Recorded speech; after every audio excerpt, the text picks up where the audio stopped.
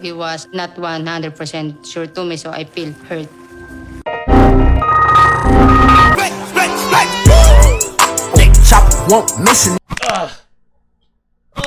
Kumusta na mga kasi? Ito na ang huling kabanata ng pagmamahalang Big Ed at Rosemary. Alam ko natagalan, pasensya na. Tinamad ako nung nakakita na ako ng spoilers. Parang anime, manga, series to na may mga spoiler. Tinamad lang ako nung alam ko break ko sila. Pero dahil naglabas ang TLC ng panghuli, sa mga bagong pasok lang sa pagmamahalang ito, ilalagay ko sa description ng ating playlist ng Tito Ed and Tita Rose mo. Kailangan ko ng closure kahit masakit. Kaya simulan na natin. Ang part 5.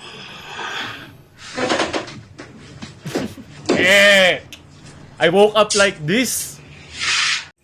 In this tree, there is one of the most extraordinary plant predators.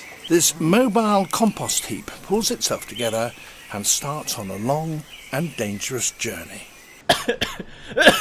Sara mo yan, Ed. Parang awa mo na. I woke up this morning, she was gone.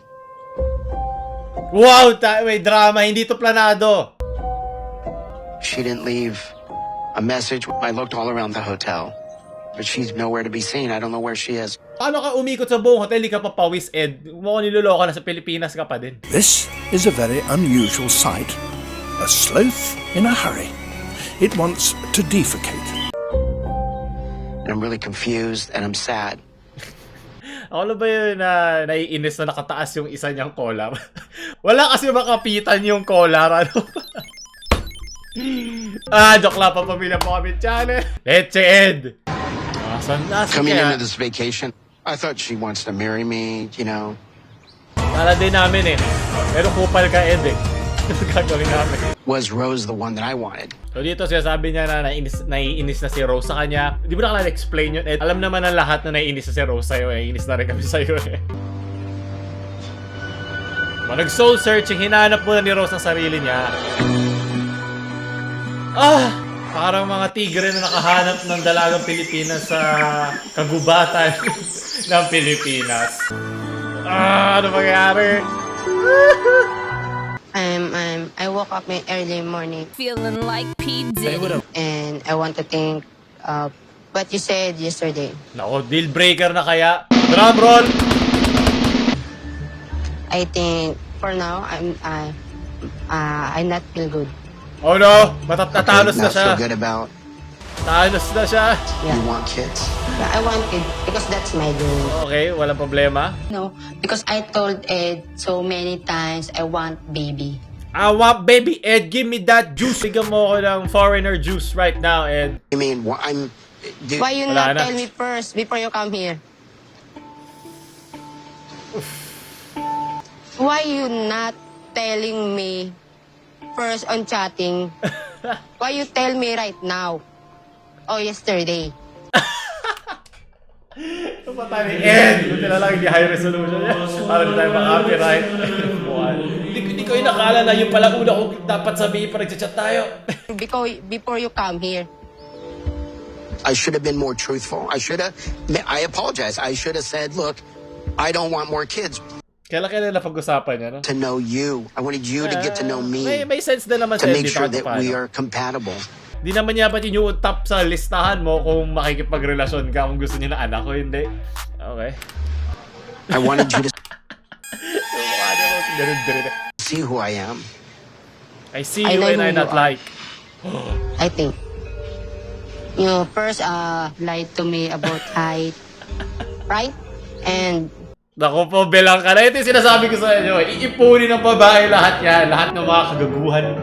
Lahat ng mga katarantaduhan mo. Hindi agad-agad sabi. O sa mismong araw na ginawa mo, iipunan niya. Galing sa kalawas. Biglang boom! Ikabi-abi na sa mukha mo sabay-sabay. Pag tinanong mo na kung ano yung mali ko. Tapos ka, Ed. Ito nilabas na ni Rose ang kanyang sama ng loob. Yung simula doon sa mouthwash.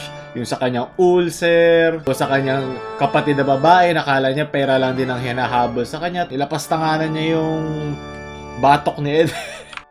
Yep. Pinagpapawisa na si Ed. Tapos ka, Ed. I'm done. Kahit alam kong tapos na sila, nakakagulat pa din na manggaling kay Rose. Ngunit di pansin man lamang wagas na pagsimpa.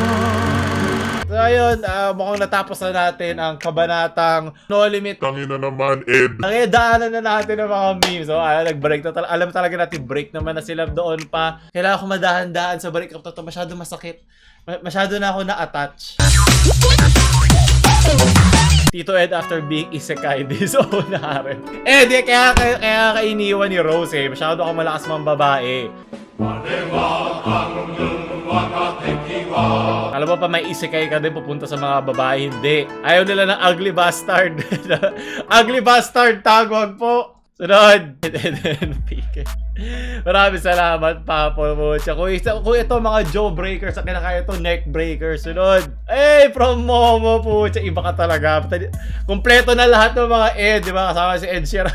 Like ko sa description. Mga dekalidad nating mga artist. Pucha. Lahat na ng Ed sa mundo. Ed and Eddie and Ed Sheeran. O ba? Parang normal lang to ng mukha ni Ed. Parang wala talaga siyang jaw breaker.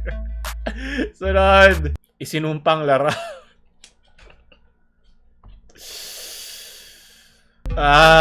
TLC, Too Long Chin from Philip Pepino. Big Ed and Rosemary anime.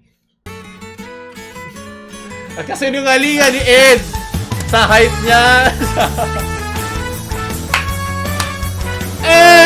Ang galing mo talaga, Philip Pepino. Kahit maka-copyright ako, sige. Hindi ka lahat natakpa niya. Kasi dahil mo kasi nung ngalingan no Abril Ed, ano ba? Galing talaga mag-edit yung Philip Pepino. Makaka-copyright tayo.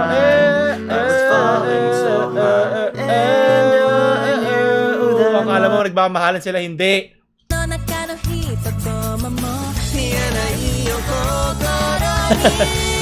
Mas naging rasensya yung ano niya. Ay, hindi, may kamay.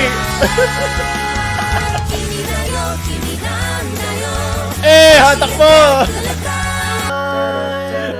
When you're with me, we can take on the night. Hindi! Ang iyong kasinungalingan. Akala ko buhay pa. O, Jisan! Hindi ko alam talaga na si Heroes. Kailangan lagi may beach episode. Pwedeng hindi kompleto anime ko walang beach episode na may fanservice. Ang fanservice natin dito ay yung malaking dede ni Big Ed. Hindi mo waifu si Rose. Pasensya na. Gomen. Horrible dream. I was on a reality show.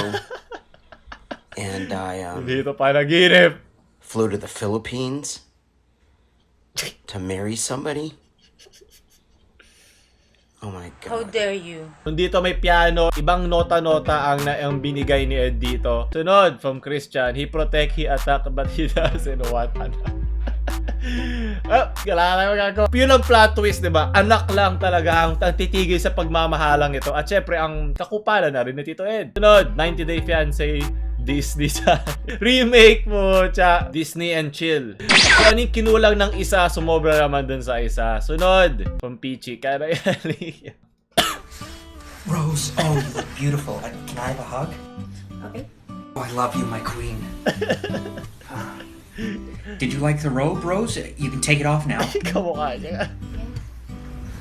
You okay? You are hot, my queen. Okay, I'm gonna give you a foot massage. Ewan na. This is really fun, huh, Rose? Dami talaga niya. Rose, your legs are pretty hairy for a woman. Oh, my queen, this is so much fun. How do you say kiss in Tagalog? Halik.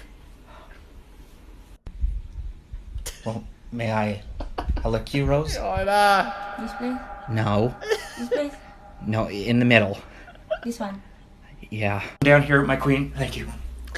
Hoy! You did it! Oy! So how'd it go with Rose? Well, all night she kept calling me bang it, so I think we're in love. Yep. O yun, Ed. Mahal ka ni Rose. Saan daan puro si Ed totoo? Hanggang halik ka na lang, Ed. Wala kang good ending ngayon sa anime na to from Marvin. You will live alone because you don't know what real love is. Pero ko to, hindi to totoo. Walang ganitong Facebook account si Rosemary. Pero, parang gano'n rin naman yung ibig niyang iparating, di ba? Alam naman natin anong klaseng tao na si Ed. Maganda at nakasama ko kayo, di ba? Sa simula, na medyo, di pa ako sigurado kay Rose habang tumagal, na nagigising na siya sa kanyang ilusyon. Nabuti na lang din at ko pa si Ed at もっと考えてあげられなくて本当にごめんねずっと一緒にいて nasampal ng katotohanan si Rose at nakataka siya sa kalokohan ni Ed. Sunod, I am dead. Dead me pero okay lang.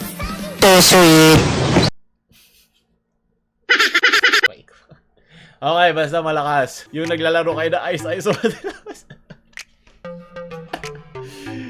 Kaya pala lagi na lang natataya si Ed kasi mabagal siya. Lagi siya nakahabol ng mga taya. So, no?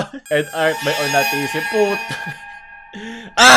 Papaganipan ko ito mamayang gabi. Ayoko. Anong klaseng sumpa itong ipinamahagi mo sa sambayan ng Pilipino? Hindi ko na kailangan mag-horror game kung ito lang titignan ko magdamag. So, no, naalala ko na feature ko itong si Tito Ed noong 2019. Pero, bakit? Kailangan mo isunog sa kokote ko itong imaheng ito. Sunod. From Lyle. Hey! Yung mga isekai version, lalagay ko sa description. Ang isekai version ni Tito Ed ito mo dyan. Ang paghahanap niya ng harem kasi hindi niya nakuha si Tita Rose mo. Sunod! Paul Maria mo! Ang talino nyo, mga Konichiwa, magaling. Buti na lang hindi siya umabot kay Wolsey na baka yun yung pupuntahan niya sa kanyang harem. It all interconnects into the Konichiwa zone. Sunod, the attack on Tito Ed. Mukha naman na siyang title kung paano siya gumalaw at tumakbo. John Mark, yung nakita mo best friend mong may iba ng kahatis. I hail my paper crack. ごめんね Sunod, from Nifty. Despicable Me. Oh, pati yung buhok niya kuhang-kuha.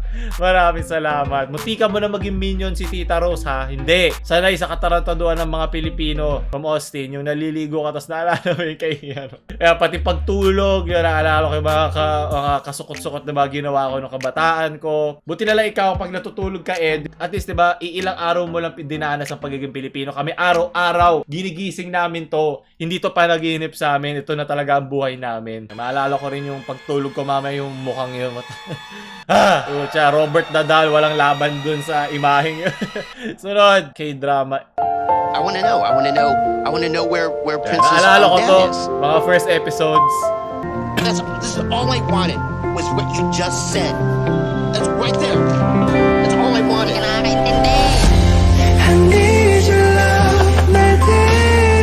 Pangit ka kasi! Diba? Yung K do sa K-drama, yun yung neck, diba? Neck drama, it all interconnects. Ito da sarang hayop ka, Ed. Pinaggagawa mo.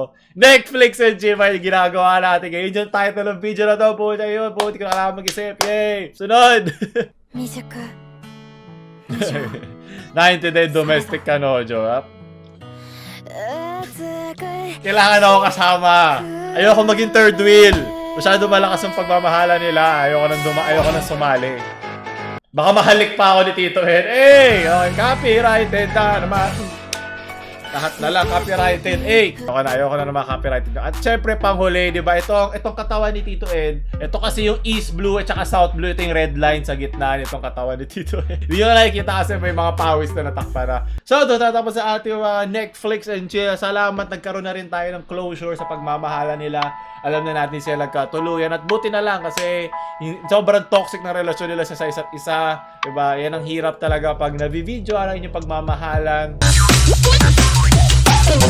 Hindi lahat talaga babagayan ng ganyang klaseng buhay at ayun. So, kung nagustuhan nyo, so mag-react tayo sa iba pang mga documentary sa may mga Pilipino, i-comment nyo lang at itag nyo kami sa aming Facebook page sa description. So, kung like, share sa mga walang closure nyong friends na hindi pinansin ang kanilang mga jowa o crush at mga ex. At huwag nyo kalimutan mag-subscribe. Paulo Lauch. Nasaan ang Tito Ed ko?